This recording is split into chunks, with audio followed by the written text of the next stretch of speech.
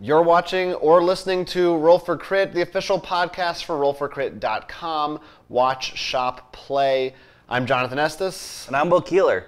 And we've talked about some of the Spiel Jahres nominees and stuff, and the winners have been announced. That is correct. Along with the Kenner Spiel, we now know that King Domino and Exit have taken those awards. Two games, both of which we talked about recently, fairly in-depth. Both the games we actually have the list that we did get to play. The only other one being the Terraforming Mars, Right. which was competing against Exit. Right. So we can discuss compare that one. We can discuss whether we think they fit the award, but especially with King Domino, we can't say like, well, obviously the Mall Maze deserves it more or something. We can't. Right, we can't compare it to the other two nominees yet. We did kind of say when we played it, whether we thought it was a good nominee or not. And I think we both liked it. I think you liked it a little more than I did. We're starting with Domino. King Domino. Yeah, I think it does fit the style of what a Spiel des Jahres is. I think it's something fun, interesting, unique, and something that would make sense for a family as well to pick up. Yeah. I mean, like, obviously, for you and me, I mean, if you were to put that next to probably something like, for example, like Legendary Cthulhu Wars, we're probably going to lean over to the heavier games that take longer. But I do think it was still fun and interesting to play. Yeah, it definitely has the simple to teach, easy to play, and it was fun. I was going to say it was, I feel like usually they reward games for being also more on the innovative side. I don't know that this really does that part of it. I'm not sure either. I will say this: I am still very excited to play the other nominees because both of them sounded very interesting, and I did read up on some other people saying like they understand why. They mostly talked about the maze, actually. Mm-hmm. It didn't win, but a lot of people still really loved it. They thought it still had a lot of fun and unique twists to it and stuff. I mean, of the three, that one was the one I was most looking forward to trying. And I can't blame you for it. Yeah, although to be fair, the other one, the El Dorado one, we knew the least about, I would say. Yeah, also. well, that's the one thing. No one talked too much about that one. Right. But we were curious because, as you said, the innovation is a big thing, and it's a deck building. So we know that's always because we've been our thoughts about deck building to death on this show. But overall, I think it's not that, at least comparatively, playing King Domino by itself without comparing it to the other two. We don't think it's really disappointing. It's sort of just that's what I'd expect, Right. So not a big surprise. On the other hand, we got Exit, and this is one I think you specifically said you personally wouldn't consider for like a board game award. Yeah, because to me it's not a board game, and maybe that's why I wanted it because it's, as you said, something so unique. But it's more like an experience, like going to Disney World or something. Right. And if I were to show the two, I'd definitely choose Terraforming Mars over, because those are the two we've actually played those two, and I really did enjoy that. Yeah, and I think I agree with you, even though I did like Exit. And again, I think it's. I liked it. I just don't feel. It's a different kind of thing. Honestly, I don't know. I almost feel that Exit should have been in the Spiel category rather than Kenner Spiel. I feel like when you compare that to Terraforming Mars, there's a clear difference in complexity between those two. I actually think that makes more sense in that category. Yeah, even though, there's like some tough puzzles in there, it's like anybody can play it, really. It's still pretty universally open to people, I think, unless you're like 10 I do think part of it is, and I don't know my knowledge of the Kinderspiel, but that's cooperative. Compared to the other ones which are more competitive. And because of that, when you compare the two, you're thinking how the stress is so much different, how you're thinking, like, how can I outmaneuver Will compared to how can I solve this puzzle so we can move forward? Right, yeah, no, that definitely changes up the feeling of it. And I don't know how co-op games have done in the that award. I think there are definitely, it seems like there's been more and more co-op games lately, but overall they're still way more competitive. So it seems in my head like just because of that, fewer co-op games have ever been nominated, just because there aren't as many. But it's pretty interesting to think about those kinds of things. Overall, yeah, fairly expected. I mean, we knew it was going to be one of the, obviously there weren't that many nominees. And then out of nowhere, yeah, there's no Nintendo upsets. Monopoly. I still, I feel like I would like we have the Board Game Geek Awards, and we have the, like the Dice Tower Awards, and there's some Origins has an awards. There's all these different awards for board games, but Spiel definitely has the most credit behind it. Yeah, people take it the most seriously, and what I would like to see, because I really respect their process. I would love it if they, and we've talked about this before too, if they expanded their awards to include more things, and because it's really, they have like 3 awards, and I think it'd be cool if they had more niche categories. Well, I have a feeling this is a lot of this coming from, and not that I'm disagreeing with you, is that as you're also, not only as you're a board game fan, you're a movie buff. So you're used to also seeing the Oscars, where it's not just here's the best movie. We're also seeing here's the best actor, here's the best one that has the best music, and so on and so forth. And maybe to see more, what if they did one that was just best co-op game of the year, best solo game of the year, best campaign, which other things do, but they just don't have that same pedigree behind it. And like the Oscars has that pedigree. And I was thinking it's interesting because I was also thinking about video games, and I feel like video games don't have anything even close to that level of respect for a reward. Well, I do think part of it is, for whatever reason, and I think board games got away with this because they're on printed media. Yeah. The digital media from video games has only recently been almost seen as art.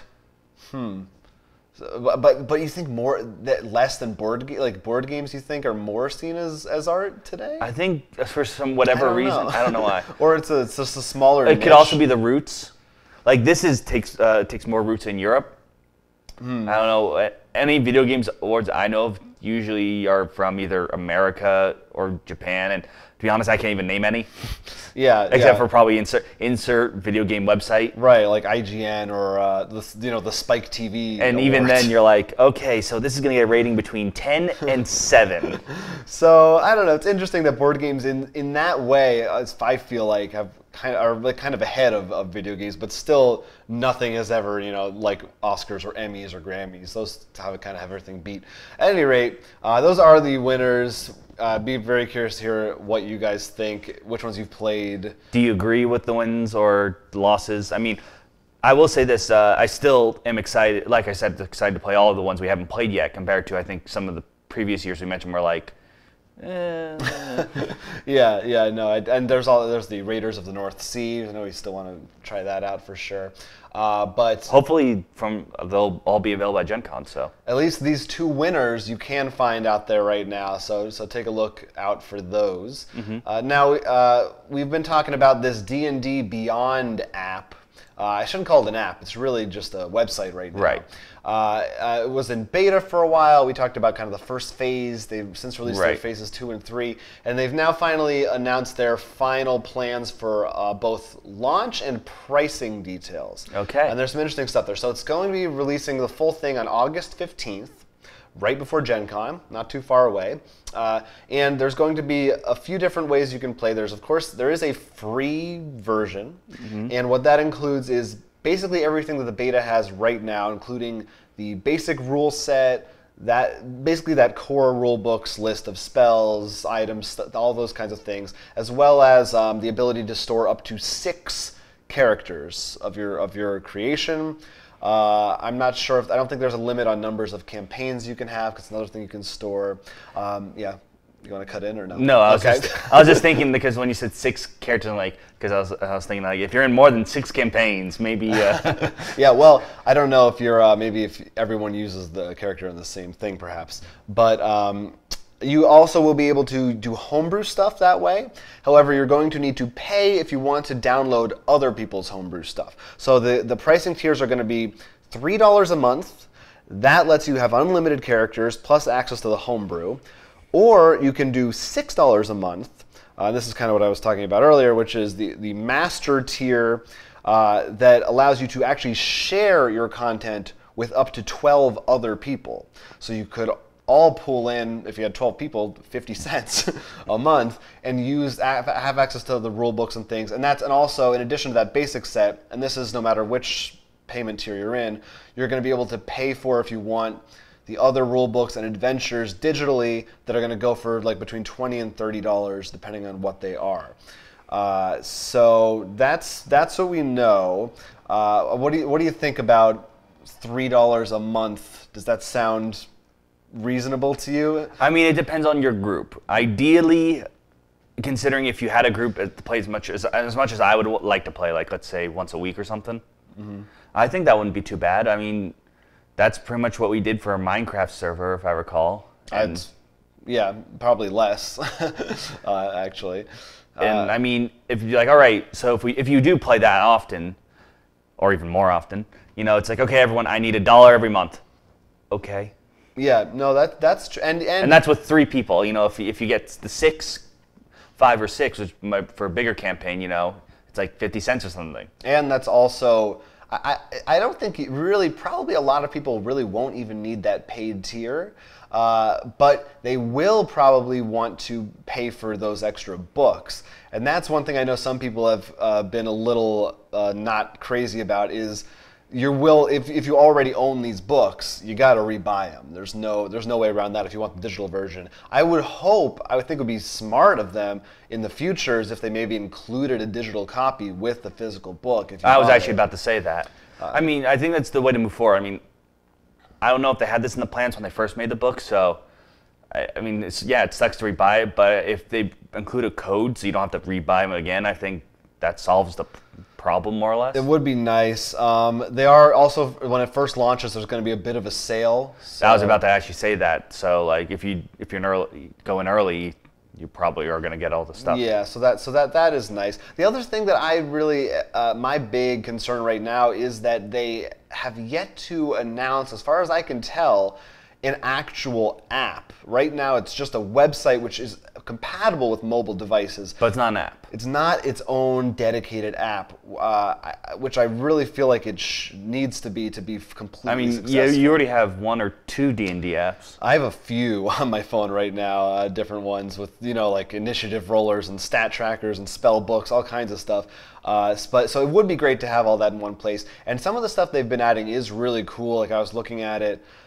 You can, like creating your own monsters, for instance, one of the things you can do is take an existing monster and easily copy it and change its attributes. So like for instance, I know in our campaign, there were a bunch of times where I wanted to put you up against a cool monster, but it was way too tough. And this makes it really easy you can automatically put in, just scale down its defense levels or whatever, all its stats, change its challenge rating, how much experience it gives, which is really cool. I think that homebrew stuff might be the best thing about this. Well, I definitely think that's very extremely helpful because I think, one, there's 2 great things about that. One, it means you're not stuck like we're fighting goblins again.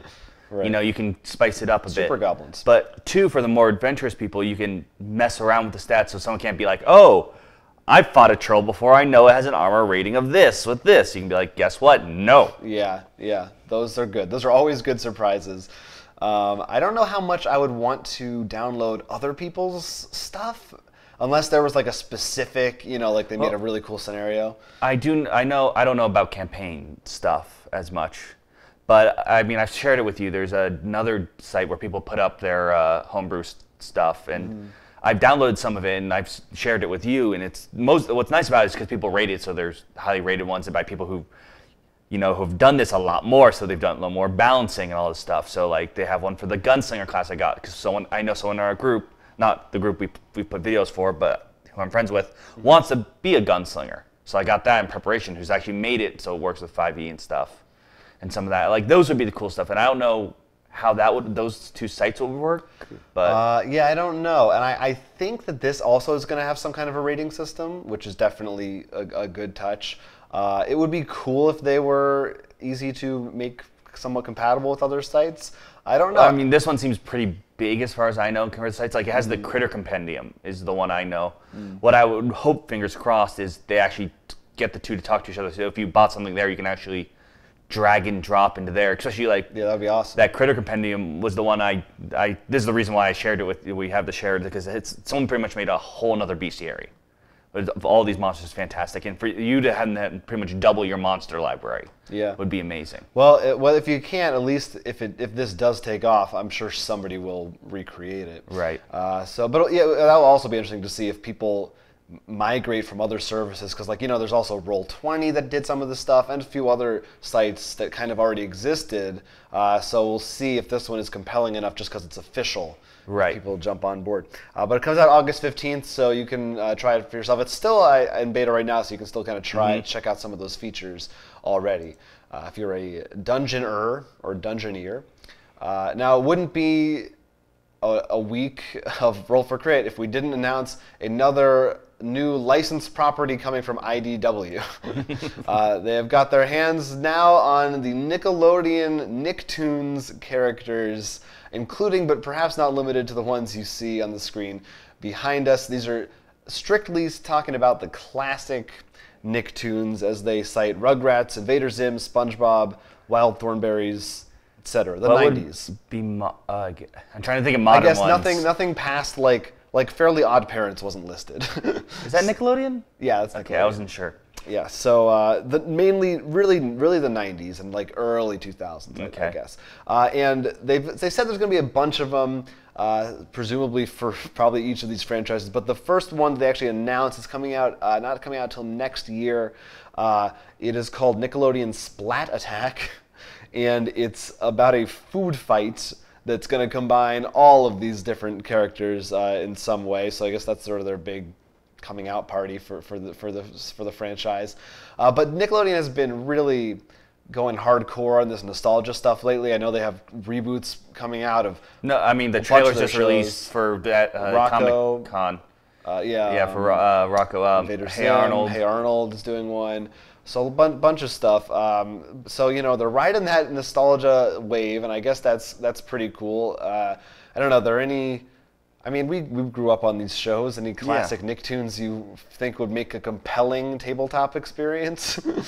Off the top of my head, I mean, there's so much here that I feel like there's so many genres you could possibly take them in. I mean, I wouldn't be lying if Rugrats, partly just because I love this old video game of theirs, plus Reptar. I just love, and maybe moving around the toy store. Well, I feel like that's an easy co-op game, or 1v-all, where one person's Angelica. And of course, I know both of us are very partial to Angry Beavers. Angry Beavers is a lot of fun. There's some. I don't know what you would do with it. No, that's half the reason.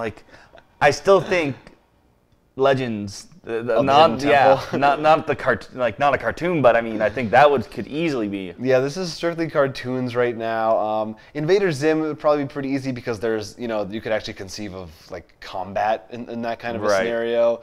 SpongeBob is probably the most potentially lucrative of these franchises, and again, I feel like there's so much. There's probably some. It's actually just taking pictures from SpongeBob and making memes. That would be the board game. Maybe it will. Yeah, it's going to be a box of instruments, and you're going to have to say whether or not they are instruments, or one of them is a jar of mayonnaise. Hey Arnold is about getting Stoop Kid off the stoop. See, that's great. Stoop Kid game. Well, that's the path. They should follow Cryptozoic, and each board game is just an episode. Yeah, you could definitely do it for some of them. That's the way to go. So I don't know. That one is coming out next year, and then I don't know. We'll see the rest to follow. I wonder if they'll coincide with any of these reboots or not. Oh, hopefully the Rocko's Modern Life one will tackle crippling depression. yes. The horrors of the 90s and how much we hate today even more. So, Kickstarters, let's look ahead into the future. And probably all those games will be on Kickstarter, just a hunch, because IDW likes that too. But we have a couple here. This first one is called Cave In, and it also had a weird subtitle. Star Scrappers Cave In. Yeah. Which one comes first? I'm pretty sure Star Scrappers, as is above it on the box. Yeah. But pretty much you are mining in this these caverns after this whole space war. You're trying to make the most of it. So you're hiring mercenaries, and there's actually these little tiles you go out, and you have to decide whether you go for resources, points, or artifacts. But people can take mercenaries from you, so you have to actually be really careful. And the way you play cards actually builds up to boss leaders, and it makes it sound like this really fun sort of mixing mechanics and trying to plan 4 steps ahead of your opponent, or else they're going to take stuff from you. Is the mining through tiles, or how? Yeah, there's actually, like, you can actually see in the picture that the setup there of tiles, and then, of course, a cave-in can occur. Oh, that's good. that makes sense. Can stars be scrapped? I don't know, but it looked just like a lot of fun and interesting sort of messing around mechanic. It's sort of a fun backstab mechanic while not just always gather this. Seems like you actually have to choose which resource is the best right now, which is always a fun way that not just the one path, like just go for drawing cards or whatever the case may be. That sounds cool. Mining games are cool. I feel like there aren't that many games with that theme. Don't jinx it. Yeah, yeah, that's right. I feel like we played at least one, and I feel like I remember another one maybe from Kickstarter. I remember one from Kickstarter was about bears mining honey. That's the one I think I remember. Also, yeah, and the other one was Mining Maniac that we actually got to play a copy of. Wasn't the bears with honey one actually like you like dug underneath tiles? Yeah, you actually pulled the tiles. Anyway, so Cave-In continues this fun trend. It's only $25, so seems like a good one for mining and tile placement stuff. My next one, it is called Blind Wizard Brawl. And this one I thought was cool because it has kind of a unique app integration. Basically, you're wizards and you're fighting each other, and it's sort of a deck building game. You're drawing cards from different decks and playing spells on each other. The thing that's weird about it is everybody has to have their phone in front of them. You each have to have this app, and it is secret to you. No one else can see it, and the app randomly generates your stats. So when someone attacks you, it's their attack the number versus your defense number, but your defense number is actually a secret. So you're going to be inputting the amount of damage you're taking. Then there's also a bluff button, which if you press it, it will just like normally if you tap 3 times, they'll know you took 3 damage. But if you press that one, it'll make like a random number so they aren't sure how much damage that you took. So there's weird stuff like that in there, but you're not allowed to actually, other than that, lie or cheat. You do have to input the right amount on your thing. So it's only $12. They're calling this a micro deck building game, so super small, but micro deck building game. I think that just means it's small. Because when I think deck building game, I think of a huge stick of cards. I know. This is a whole new way to look at it. But I thought that was cool. I can't think of any other game that exists where everybody has their own app. Usually you're all looking at one screen. So I think that's a neat way to take that genre. I mean, definitely looking forward to more app integration board games. I think we can do some really fun stuff there. Yeah, it's cool. So that's Blind Wizard Brawl. That's just a couple of Kickstarter picks for you this week. You can go check those out in the links below. Now we played 2 big games. We played a bunch, but these 2 big ones are really 2 big ones that we're going to talk about. One pretty new, and one also new, but we're kind of late to the party on it. One we're late. One is pretty fresh. Are you in suspense? Both with the word versus in the title. That's true. So we're gonna versus the 2 of them together maybe at the end. We're gonna start with the life of the party. One was on Kickstarter, made $8 million. I don't know the exact number. Probably $8 billion. Bears versus babies. Of course, from the people behind Exploding Kittens. And the oatmeal. Why don't you explain to the people at home what this game is about? So you do not want to lose to the babies.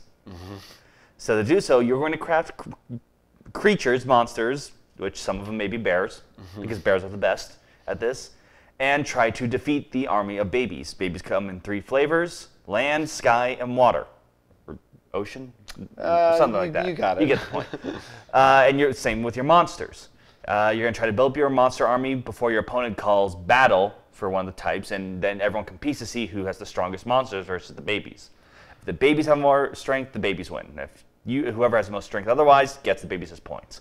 Whoever has the most babies when the decks run out wins. Right, so as you said, there's 3 different piles, and so for instance, someone would say, I'm just triggering the land pile, and if you have a water monster, it doesn't matter. It's not taking part in that right now. And what will often happen is people will call out the baby army when you only have like one part of your monster.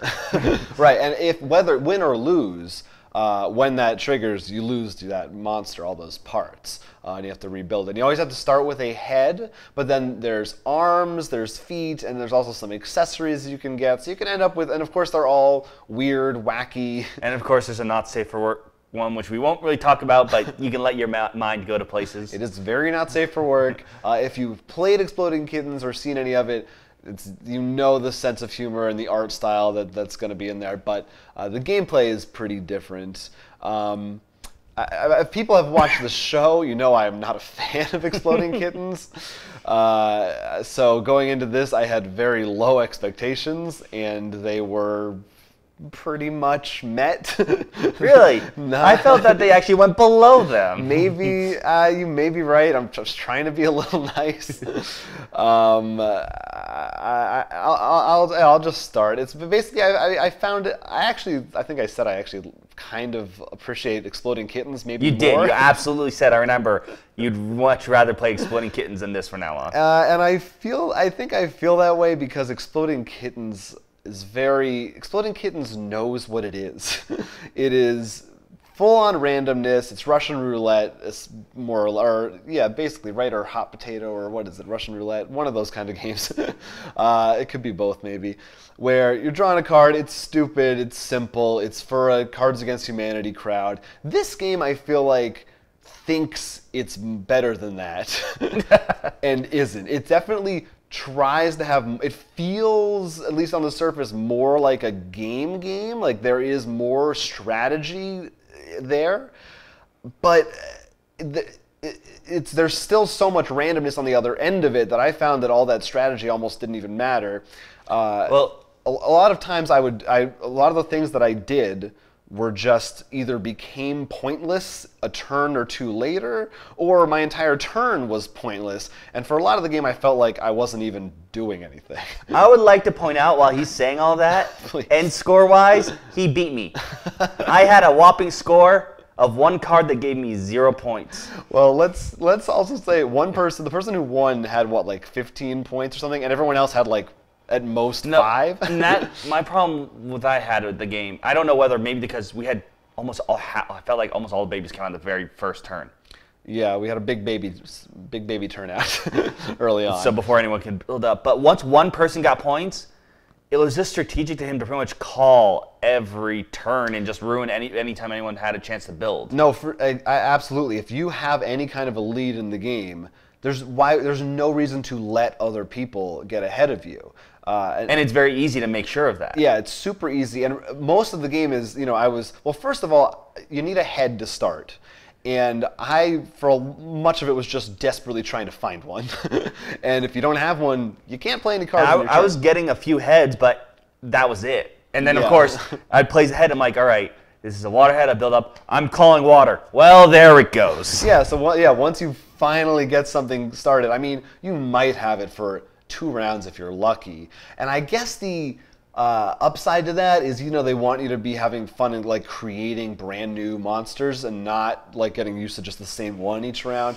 But it really felt like I just couldn't get invested in building anything because I knew it was going to be gone in particular because the one person had such a good lead, he was going to make sure that didn't stay on the field. And my other big disappointment was one of the things you can do is draw cards on your turn. But if you draw a baby, it goes right into one of the baby stacks. And takes up your draw. So. And that's it. So a lot of my turns, I would draw 2 babies, and that was it. And essentially, you lose a turn. And it felt like I was doing the game's job for it. Like, the game should be doing that to the deck. I shouldn't need me there for that kind of a thing. So I really didn't like it. I don't know. I assume you liked it a little more than I did, but I don't. To be honest, I want to give it one more because I just feel like that first maybe there's so many babies out in the beginning that somehow ruined maybe, but like I definitely enjoyed. I won't argue with. I definitely think Exploding Cats is a lot more fun. Yeah. And I think maybe this game would work if you're dealing with people who don't play board games. Otherwise, because the people in our group are all very competitive people who are going to call out and make sure they do what they can. Yeah, maybe you're right. Maybe it's literally that. If you're not trying as hard. So we suggest you have at least a full bottle of Jack Daniels before going into this. I really felt like this is like if you've just played Munchkin, like maybe try this out as a side game. And even I don't know. I actually think that's worse because Munchkin teaches you the backstab. Yeah, right. But I mean, yeah, but it's certainly in that wheelhouse, I think, whereas the other one was more like, Exploding Kittens is more in the Cards Against Humanity, where there isn't even a game. It's just kind of silliness. Well, the thing is, I feel like there actually was, because my choices mattered still more in that. I mean, it was still Russian roulette style, but it felt it was very hard. Ironically, even though you had, in essence, one life to deal with an exploding kitten, I felt like you had a lot more choices to deal with it. And even if you did die, it was hilarious. But in this, I felt it was more of a stranglehold. Yeah, it at least felt like you had somewhat of an influence on whether you live or die, rather than other people. Yeah, and I also, it feels like they could, like we were talking about, oh, what if there were different decks for each body part type? That might help a little bit. Or you know, maybe the game should refill the babies every so often, like each round. More like what I kind of thought it was going to be just from hearing the description before playing it was almost more like a Castle Panic, like wave-based thing where the babies would come out and like everybody would have to defend against them. So almost like a semi-co-op kind of thing. But it's not like that at all. And you also always know. There's a couple different things in there, like you can have masks that covered their heads. Yeah, except, you know, the one time I used the mask, our friend called out and just wiped the creature. Right, but so basically you are going to know if you're beating someone or not. You're always going to know, is it in my interest to call? It's not. Or it is, so you will. Like there's very little element of surprise or any reason to like wait. You just, yeah. I don't know. It's not a fun game. Honestly, like Exploding Kittens, like I said, like it's not my cup of tea, but I can see why people can have fun with that game. This, I haven't looked at any online reactions. I'm curious. Like I haven't either. So I'm very curious about that. But I will say this: remember, I kept my promise. I gave it to my brother. You gave it to your brother. That was great. Right after we finished playing, I was just talking about how much I hated it, and you're like, "By the way, this is a present for you." Good luck.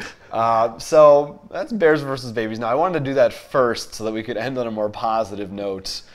Yes, this is the one that was a bit older. That I mean, it's been on the back shelf before, but you know, I just want to get the right people because this game is also based on a more based on a property than Bears versus Babies. Yeah, and it's Mechs versus Minions, the League of Legends game, and we actually got the two other people. I think there's one other maybe in our group that has played League, but the two people who have played League.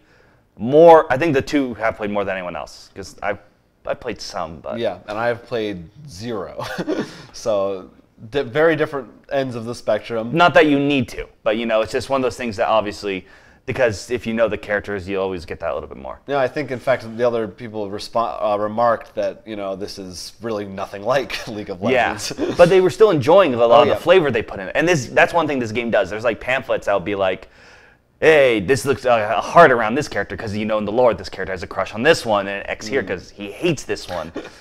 So we did sort of the tutorial, I'd call it, and then we did the first mission, the first real mission. So basically the way the game works, everybody has a mech character, and it's a programming game, so you have a board of 7 slots, I think? 6 slots. And each turn you actually draft, it's cooperative, but you're drafting cards, and you're going to place it in one of your slots, and as the rounds go on, your slots will be filled up, and that's the order you always have to do those actions in. But you could also put them on top of other slots, which actually can power up the cards. Yeah, so if you have 2 fire types, or if one fire type down, you have another fire type that you drafted, you can put it on top, and now it's the level 2 version of that card. Which can be very helpful for a lot of the cases to maybe get just that extra damage or range. Yeah, basically your actions are going to be types of movement or types of attacks, essentially. And then the missions can vary, but you're going out there, there's enemies, you're moving different spaces. You have some, like one of our goals was to move a bomb to a certain spot without it taking too much damage. Right. So all that was cool. I mean, as you said, the presentation is so great. Almost too much, honest. Like we were looking at the box, we remember looking and being like, do they really need all this packing? Yeah, almost at the expense of ease of use. Like it looks nice. The minis are so well designed. The paint jobs are great. The boards, everything. I mean, All right, so it looks nice and it feeds the League players. But does it play well? And I thought it really did. I mean, first of all, I don't know if I've ever played that I can think of a cooperative drafting game. I feel like it's almost always a competitive aspect. Yeah, because usually one of the big things drafting is all right, I see you're drafting those cards, so I'm going to take this. So this I thought was... It was almost the opposite. Yeah. We had to be like, okay, what do we need to do? I need to move forward. All right, so if we see a move card, make sure it makes it to Jonathan. Which was so much fun and so different and such a fun aspect of cooperation. I loved that right off the bat. And because something happened which put a timer on us during the drafting, so we had to talk this out beforehand, which was also... Right, yeah. So that added another element to it. That made it feel much more, a little more like Space Alert, where you're more in a panic. Yeah, that was... As far as I can tell, is that really the only other programming game we've played? I'm sure there's some. That's the biggest one. Like we have yet to play Robo Rally, which is the huge one. It's sad that we both know now. Pretty much, if one of us has played, we both played it. Yeah, I know. It's like an old married couple. But so there was that, and then the missions, the game itself was really fun. Again, if you've played a programming game, you more or less will know what to expect. But I think the cooperative nature of it was great, and the upgrading of the abilities and really planning out where am I going to want to put this move, and on the fly, how can I actually change that card? It was really fun. I just thought of that Bomb Squad. Yes. Programming game that we played. So yeah, and I think you had a good time. Yeah, no, we played those two, but I probably could have kept going. I do think it's different, but still a lot of fun. And it really did the cooperative programming, because usually when you do Space Alert's cooperative programming, but what I liked about it compared to that one is I feel like almost Space Alert is just fun to see how we screwed up. Yeah. And barely solved this. I feel like we actually had this cool planning. Like, all right, I'm gonna turn right. I've got this entire column done. Yeah. And then I'm gonna spin around and be able to do this. And wait, you're gonna land there? That actually works. And I'm gonna be able to push you now. It's certainly a bit more of a breather because you're not rushed, so you have time to come up with those cool strategies like that. I do have one big problem with it. Yeah. And that's a couple of the cards are really poorly worded. Right. I know. Do you remember there was one in particular? Fuel tank. That was What do you remember exactly what was confusing about it? The way it's worded is it's a card that, depending on what level, tells you how many times you can turn. And when you destroy the card, because you can sacrifice it instead of taking damage, how much damage you deal everywhere. However, the way it's worded, it was really unsure whether it meant you only get these abilities if you blow up the tank, or you get both. And that's what we kept arguing about until we looked it up. Yeah, I think part of that might be the game is it's not really a legacy game, although there's some elements of that, and it's sort of a campaign game. I think they're trying to do the thing of they didn't want to overload people with rules, especially because they probably know a lot of League of Legends players who maybe don't play as many board games might be trying this, and they were trying to simplify it, and I think at the cost of that, they accidentally overlooked some of those things. Well, no, I actually do think it's related to League of Legends, because when you play a game, like certain characters have this spell, but in this form it does this or something, or passive. But on the computer, you can do different colors, and people are used to that or something. And I think it's just, it's not that big because we found the explanations for everything we needed. So it's not nearly as bad as some others. I think your brother in particular overblew a little bit how bad it was. Like I was like, he had a fuel tank. Of course he overblew it. That's good. Like once we knew, I was like, okay. I mean, it makes sense. Like it happens. We've seen bad rules. Well, he actually has not played, so he doesn't see as many bad rules. Maybe. But so yeah. But a minor quibble. Hopefully maybe there may already be an errata we just didn't see. But there's certainly Board Game Geek. You find that stuff. We really should probably look at errata before every time we start a new game. I know, right? That should be every game. There should be a sign on your wall that says "Look for errata."